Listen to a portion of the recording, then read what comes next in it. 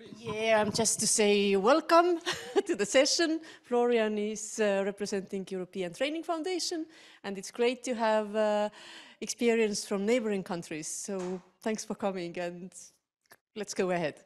Thanks. Thanks a lot, Margaret, very kind. And hi, everybody here and online. I don't know if they see me, I guess that's the camera there. Okay.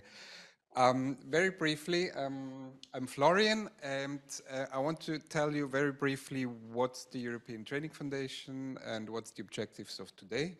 So it's an EU agency mandated to help the countries neighboring the EU, but not only directly neighboring, as we've heard, so Northern Africa, even more the whole African context, more and more, Eastern Europe, Western Balkans, Middle East and Central Asian countries are covered. And we support them in developing, simply said, in building lifelong learning systems. So the idea is to support their education reforms, their employment reforms, and the transition systems. So it's quite a holistic approach. And today what I would like to do is, first of all, to re-emphasize the importance of a life-wide, life-long, and also system approach to career development support. We call it now career development support and not just career guidance, because in the world outside of EU, often the term career development is used. So just that you know why I'm using a different term. So I would like to provide you some insights into the reviews that we've did in 10 countries in Eastern Europe and in Western Balkan countries, and also highlight the areas that the countries themselves prioritize as reform areas. And last but not least, then I would like to hear from you and find out what your strengths are in your countries, and identify where you believe you could share this experience and how you believe this experience could be shared. But don't be afraid, so nothing will happen. Okay, I need to move my slide. Does that work? No? Okay, I'll do it by hand. Okay, this way. So, I mean, I don't need to tell you much about this, but in a nutshell, career-related decision-making is more complex. I mean, Tristram said it nicely. Maybe we're not having quicker change than in the past, but we do have change still. So decision-making is not easy. People stay longer in education and training. They have to decide many times until they ever actually reach the employment sector. And it's not enough anymore to really just give people an interest test and tell them about the 10 matching occupations and then help them choose an occupation for life. It's just in a nutshell to repeat that it's much more about empowering people to manage difficult transitions. And I raised it as a last word before in the panel, that it's much more about helping a positive youth or human development through career guidance than just informing them about occupations. Together with the ILO, we developed methodology for developing national career development support systems. What we did there is put together the key elements from experience all over the globe on what are the key elements that make a system function, and you see the list here. The important element is for me that those elements are not a blueprint, what we've done, but it's a basis for discussion, for exchange in the country on how to set up coordination and cooperation, how to organize access, funding, the use of technology. So it's not a blueprint that needs to be contextualized, adapted to the country, the region where the services are provided. I will not go into depth about this, but you have in the annex of the presentation then details, and you can also look at the reviews that you see here, a download link afterwards where you see all the details. Yeah. So what we've done, we reviewed 10 countries in Eastern Europe: Armenia, Azerbaijan, Georgia, Ukraine, Moldova was done by our partner ILO, and we did the 6 Western Balkan countries. And I want to share with you first the common challenges. So obviously we need to admit also that really all countries made huge steps in terms of policy development, but also in terms of development of practices. Nevertheless, they have these shared challenges, and the fragmentation of policies is one of the major ones. So people don't talk with each other from education, employment, and youth. They don't coordinate. There is no systematic approach in that sense. And that relates to the second aspect here, the second challenge, because there is a very traditional understanding of what career guidance is. It's about career orientation for young people, and then you have the related service of public employment services for registered unemployed. A third related challenge is that public employment services strongly focus on as I mentioned, registered unemployed and employment counseling. So it's about fast activation. There is very little real career guidance and limited capacity for catering really for all different stakeholders. So that means social partners play a limited role because they would have the opportunity to reach out to other groups than the public employment services could reach. NGOs play a very limited role. Non-formal adult learning providers play still a limited role. But there is also change. So the Youth Guarantee in the Western Balkans offers opportunities, and EU for Youth in the Eastern Partnership, which is the light youth guarantee, offers as well opportunities. Quality of services is an issue. It's, I would say, the weakest part in the whole regions because there are no dedicated qualifications, there is no continuous professional development system in place that is really structured. So you have many different offers, but there is no kind of standard. Serbia is the big exception. They have developed standards and trying now to really implement it across sectors. Related to that, you have a lot of donor interventions, and especially in vocational education and training, and there you have then a multitude of different approaches. A couple of schools are trained, others not, others are trained in a different manual, so it's not really supporting the system approach. Limited funding is another topic. If there is, it is public, but it's not clearly earmarked, so you don't know exactly what the input is, and that makes it also very difficult to assess the outcome, to see what have I achieved with what. Then that relates to the whole question of data. We have very little data on what is actually achieved and what is even done. So how many students are reached actually, even though there is career guidance and education offered in schools, we don't know how many actually participate. So that's an issue. And then finally, online and digital services are existing, but it's not used to bring services together, to increase the effectiveness, efficiency of services. It just accelerates, so to say, the fragmentation and silo approach. I'm aware that this sounds very negative, putting it like this. That's why I'm gonna present to you some inspiring cases, because really a lot has been achieved. And I really don't have the time and the space to present you all the details, but in a nutshell, let me present to you a couple of things that are interesting. You know, in vocational education and training, it's quite rare to have career guidance and career education programs in the EU. And it's funny, when you look outside the EU, it's kind of a standard.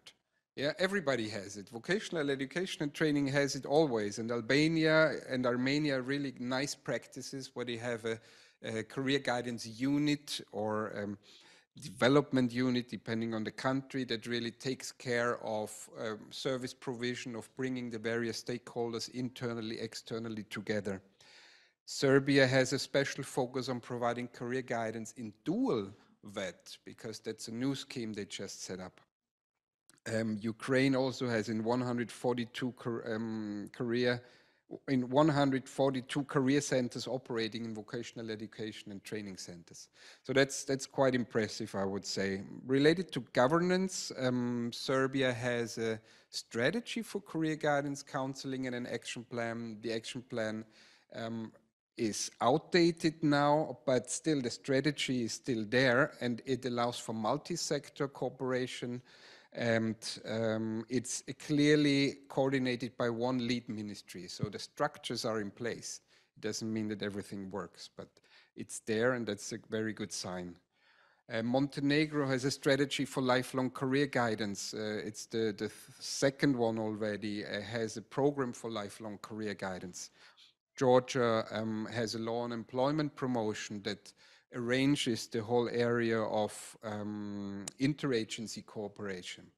So there are really strong policies also in place in the countries that I wanted to refer to.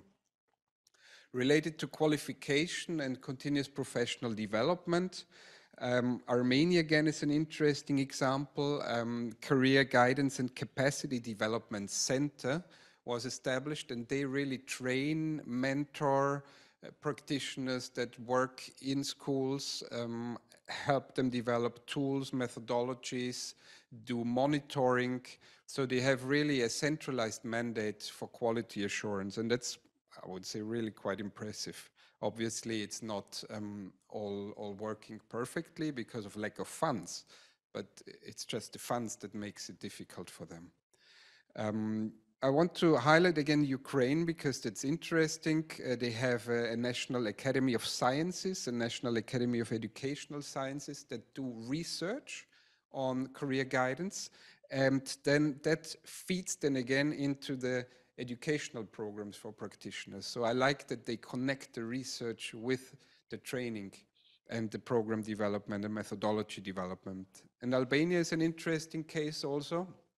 They have a joint master degree with the University of Lausanne and set up really the standard for the practitioners' qualification in the country.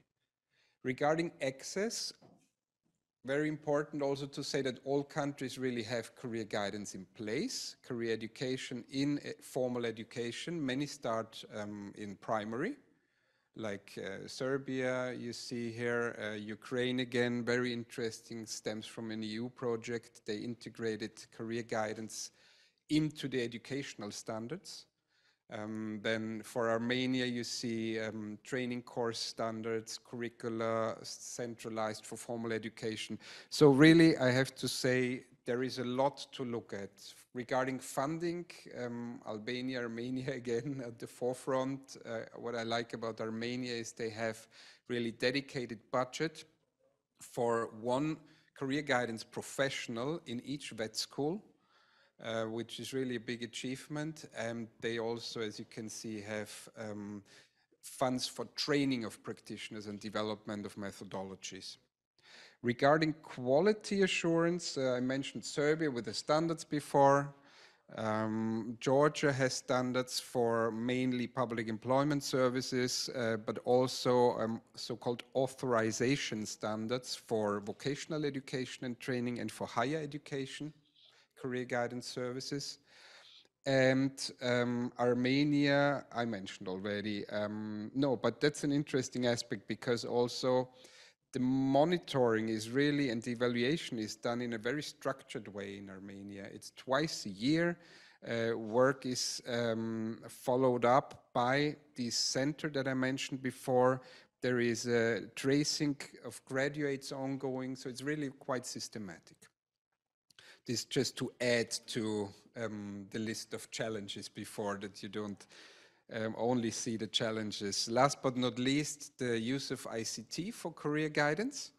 Lots of tools are in place, like in Azerbaijan, they used in the end Zoom, which is a very nice, simple tool, online platform, and Zoom for individual career counseling sessions.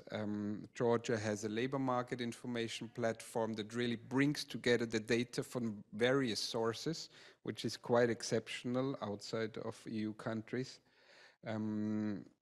I would say those are the most interesting ones. And Ukraine, again, they have developed even before the pandemic an online counseling system that you can also book your individual counseling sessions. You can have life skills training for free. It's really, really well developed. Okay, moving to the priorities for system development. The two first ones are really the highest on the agenda of all the countries, and I need to tell you that those priorities were not set by me or ETF, but the countries themselves said those are our key priority areas in which we want to further develop. And this is a synthesis of it, but cooperation and collaboration, strengthening that area is really among the main priorities, together with the professionalization of career guidance practitioners. The other ones are as high on the agenda, but these first two that are in different color here in blue are really at the forefront, and I guess pretty much in line with the mandate of Euro guidance also.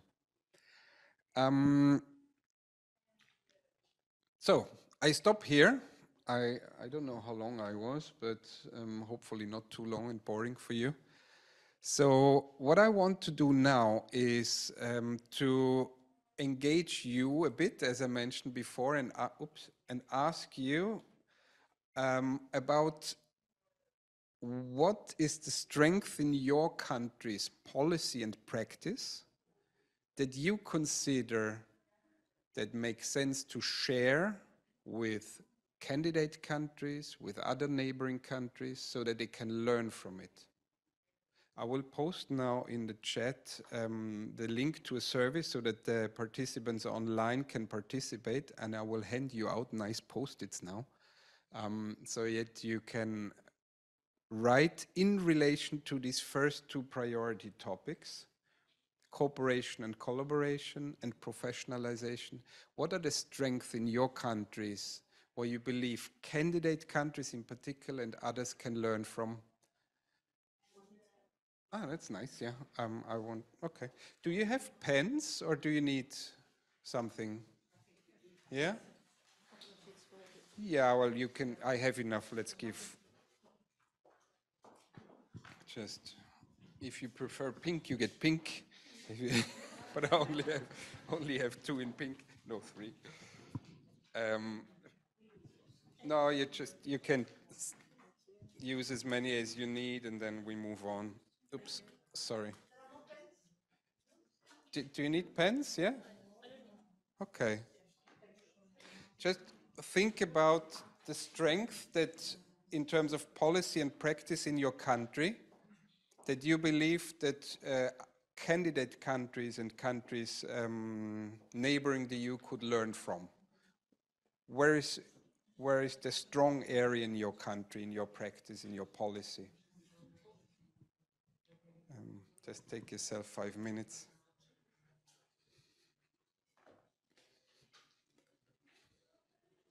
And I'm posting now in the chat for the colleagues following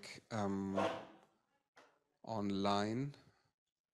How do here we go. The link, so you see the link now in the chat. And that's a very short survey with 3 questions that allows you to participate. Please note I will not be able to show the results of the online survey now, but we will discuss rather here. And in case you have any questions, let me know. Just use the chat.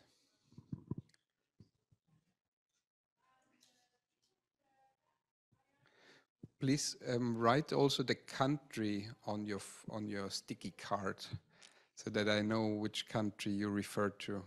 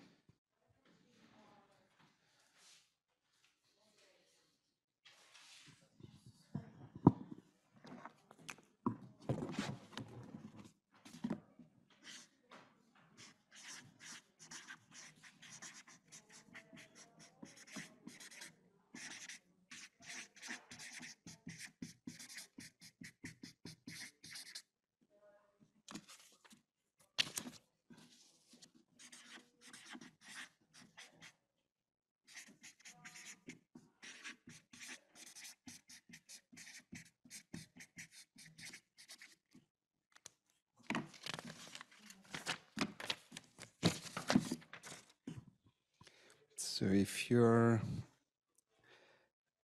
done, for those people in the following online, just let me know.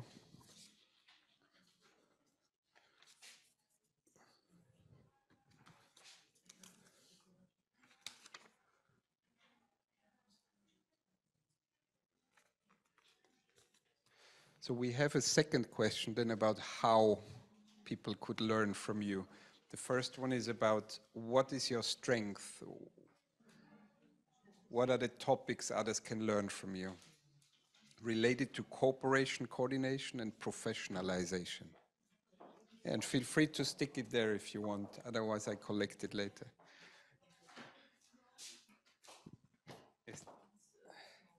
No, it's good.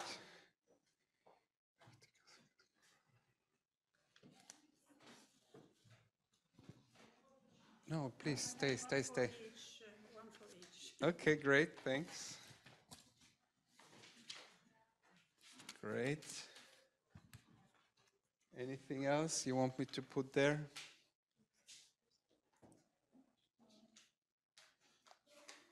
Yeah, okay. You bring some nice color in there. Good. Just a second. Revised quality standards. Sorry. Okay. Thanks a lot. Educational guidance. Okay. Great. You guys want to share what you've written, or shall I read it out? Yeah. Okay. Thanks. Okay. Yeah. Start. Go ahead. I'm Michael from Czech Republic. I was really, when I saw that negative slide about fragmentized and problems, I told myself, oh, this is Czech Republic. Then I saw those positive ones, what these countries do, and I said, oh, that's Czech Republic. So I just write that I think on some local regional level, we do quite many things, and I was really impressed how many things these countries do without EU funding, or just partly how they can find the money for that. And well, I think to support them, it would be great to just encourage them to go on and maybe share, because I remember how important these conferences and mobilities programs and study visits were, just to encourage me and my colleagues to go to work on and continue on that stuff. So I think that really, if I try to look Eastern, like, I think that some kind of mobility programs, Erasmus Plus, I think many of these countries, I met some colleagues from Serbia, for example. I know how great those ladies I met there. So I think that if they have a quality standard, I'm sure that this is the impact of mobilities, I think. So I think this is really important. Yeah. Thanks a lot. Thanks a lot. Please, Eva. I can only relate to what Michael said about the Czech Republic. I'm Eva from Austria, and when I saw the points you raised, I remembered how we in Austria always presented our national guidance system. First of all, we don't have a university level education, and the system is very, and we put it diverse, you know, so very, you can also say fragmented, yeah, but it's very diverse. So a lot of players interact, and I think the most important aspect is cooperation and coordination. So cooperation already existed, but it greatly helped to have a national guidance forum, which was now celebrating its 15th anniversary. And I also put here that on the 13th of December we have the next meeting in Vienna, in the you're invited, of course, to participate. You know, it's coordinated by the ministry, but this would be something maybe for other countries to like to talk with our ELGPN representatives and exchange with them. How did you establish your lifelong guidance forum, or maybe even invite them to something? Then also the study visits, I think a very good idea. And I just want to point out that academia has these mixed study visits where people from different countries meet on a certain topic. They learn about the local guidance system, specific aspects, yeah. And they also can bring their own experience. So it's not a one-way learning, but they bring their own experience in that field. But of course, Margit knows nodding much better. You know, Austria has only joined academia 2 years ago, but we have a study visit in upcoming next May. The Regional Guidance Association of Salzburg, the region of Salzburg, they are hosting a study visit. The topic is 50 plus, like working with the target group of 50 plus. So it's a specific aspect. So guidance for adults. So if any of these countries are interested, maybe we can talk to the Salzburgians. Of course, academia members have priority, but if we make it a point to help others to learn, mutually learn, maybe we can talk with the coordinators in France and see if this is permitted. So one idea just, yeah? Thanks so much, Eva. Anybody else who would like to share? Please.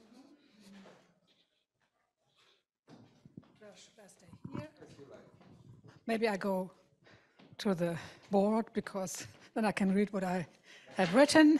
Maybe I remember.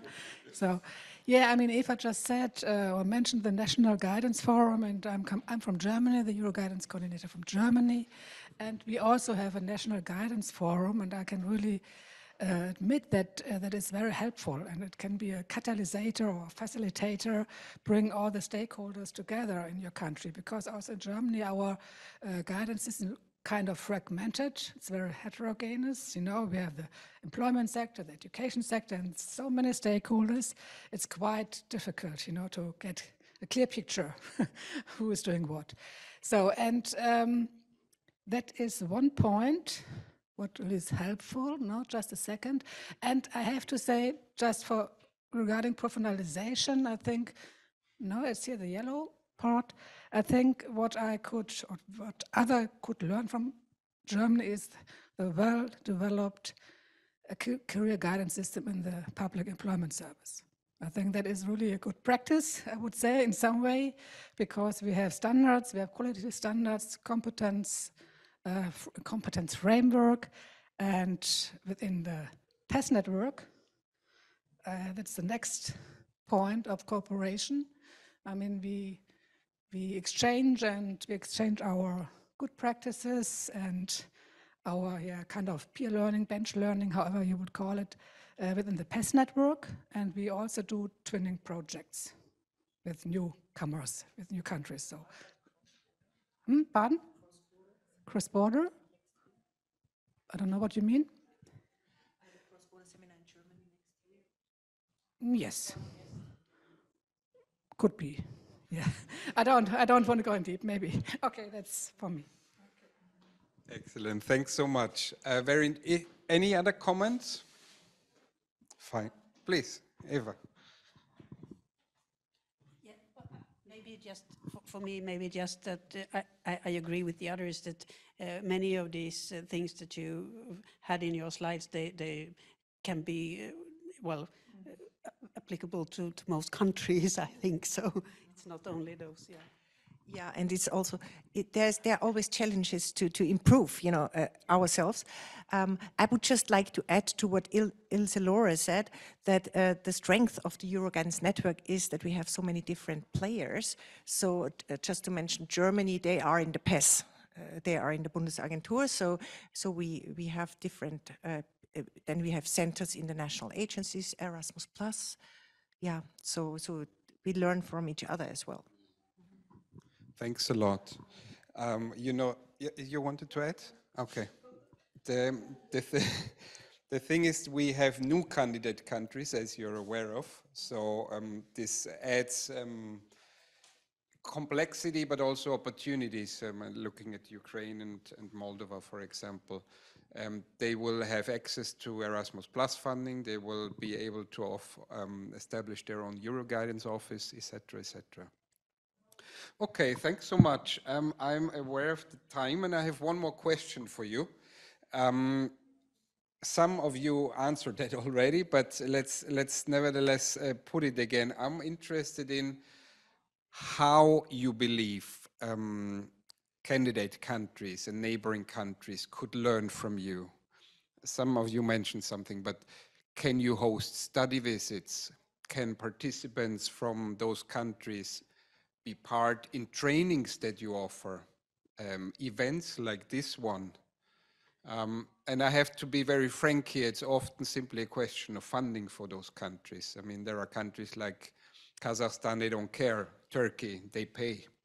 But the majority doesn't have, like Armenia or others, Kosovo, yeah. So the question is also, what exactly could we do to help them learn from our experience? Please take 1 more minute, 2 more minutes.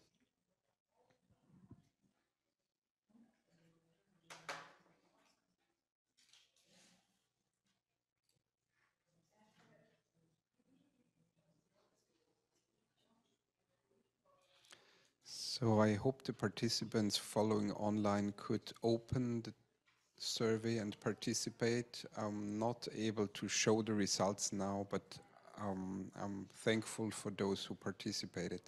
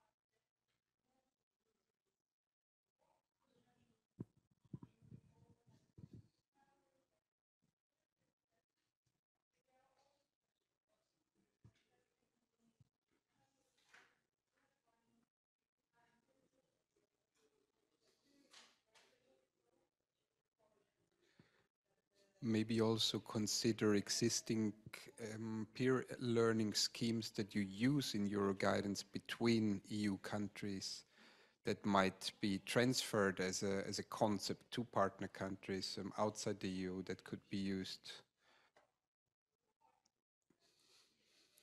to facilitate peer learning, like between Serbia and, let's say, Armenia, as Serbia has already exposure to Euro guidance.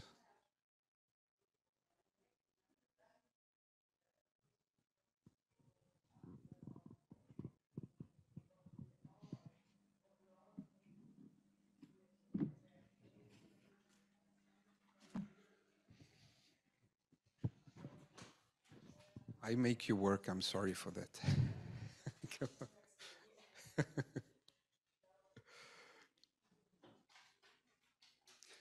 Maybe while you're, some of you might be done. Oops, some of you might be done already. So just, you want to start? Can I ask a question, Florian? You mentioned that maybe new countries will be joining the network or Erasmus+.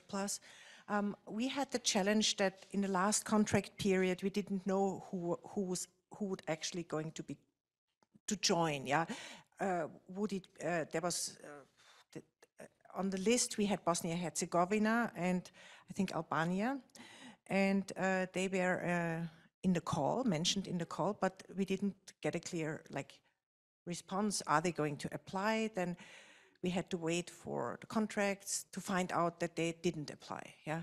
So if we know in advance, that they are going surely to join, we could offer maybe assistance in helping them finding out what Euroguidance is all about and to draft their application, etc. So that could be one, but that's beyond us. This is confidential data. So if you have any influence on,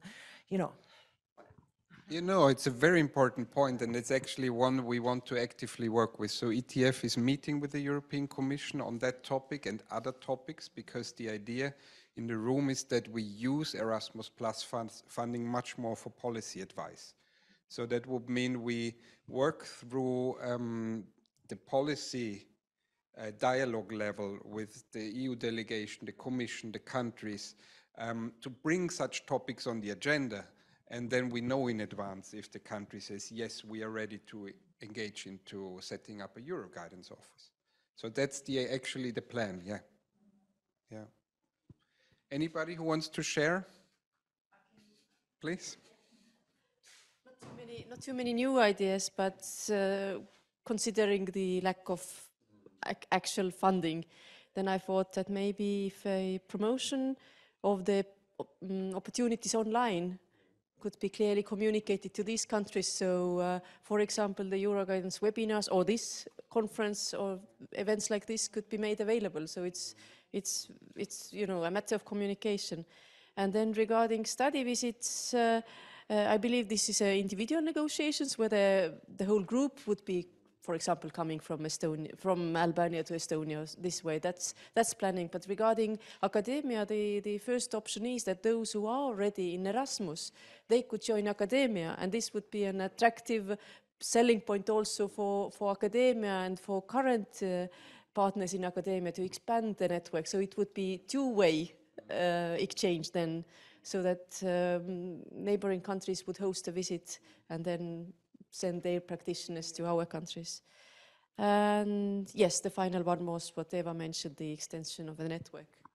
And thanks a lot. And it's actually very funny because we're hosting a network called Network of Vocational Centers of Vocational Excellence that exists also within the EU, and we do the same for our neighborhood countries. And there are so many EU centers who want to join. So it might actually be very true that what you say, that that increases the interest in academia in the end. Yeah. Thank you. Anybody else who wants to add something, please? I'm not sure if we were discussing also funding in general. I mean, finding funding for guidance, because I think in the case of Sweden, funding for guidance services usually is part of bigger areas of investment in education or training. So if there is like big projects around something, then guidance might be included, but it's usually not earmarked just for guidance and counseling. It's usually part of something bigger. Yeah. No, thanks a lot. That's the challenge all face, yeah. And I've been recently at the Commission meeting about adult learning, and that's the same. I mean, the countries live basically from EU funding in that area. And it's the same for career guidance in our partner countries. They're completely dependent on funding from donors. And as for Euro guidance, we have, like, we can use travel costs for the Erasmus Plus to go to Erasmus Plus countries. So if we, unless it's very justified and we have applied for it before that, but if this is a priority for the DG Employment to expand the network, you know, maybe they could be given some Erasmus Plus funds to cover the travel costs, because we also cannot finance incoming visits from these countries, you know, plus, you know, to dedicate a lot of money for incomings, yeah, would be a challenge. So, so if this could be clarified, that these like prospective countries can use some of the funds to travel, and also maybe the other way around, you know, but that, yeah, needs to be clarified.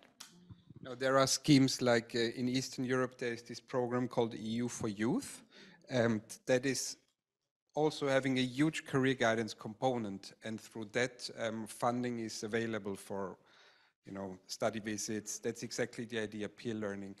So we can use also this scheme and connect it then to learning organized within Euro guidance. Also for counselors, maybe in the youth sector. Yeah, you know, the term youth is quite broad. I mean, it goes up to, yeah. Okay. Ah, thanks a lot. I haven't seen that one. And then I let you rush off. How about integrating policies and services and systems and with other policy areas, validation, financing? Yeah, absolutely. Absolutely. I mean, this is what we do anyway. Yeah.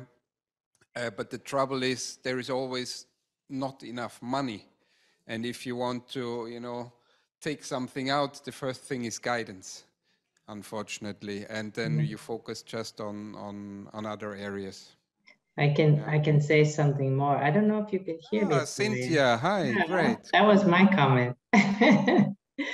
I'm not sure what you can see, read, or hear. No, I was going to say. Here you are. Hi there. Hi. Very interesting conversations I'm listening to.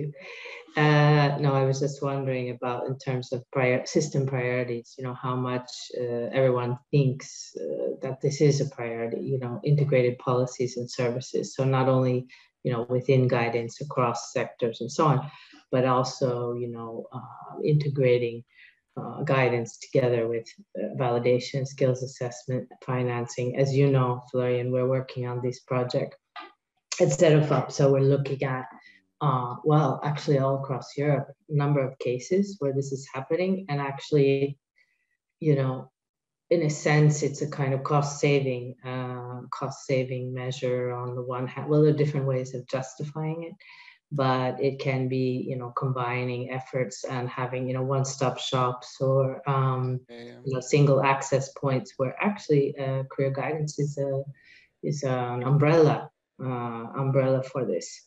So it, you know, rather it doesn't get pushed out. Rather it you know, incorporates all of these, you know, different possible, you know, and bringing together different services for a single access point.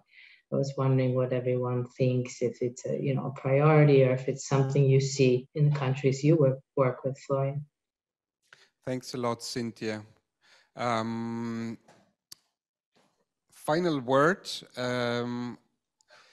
We aim as ETF to cooperate very closely with member states of the EU, with other countries neighboring the EU, with international networks, with European networks. So that's why also that idea of that workshop was to exchange with you on your views on how our neighborhood countries could learn from EU.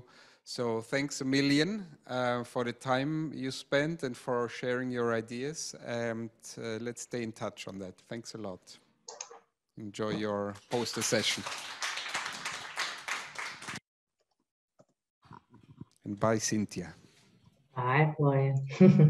Good job. Very interesting.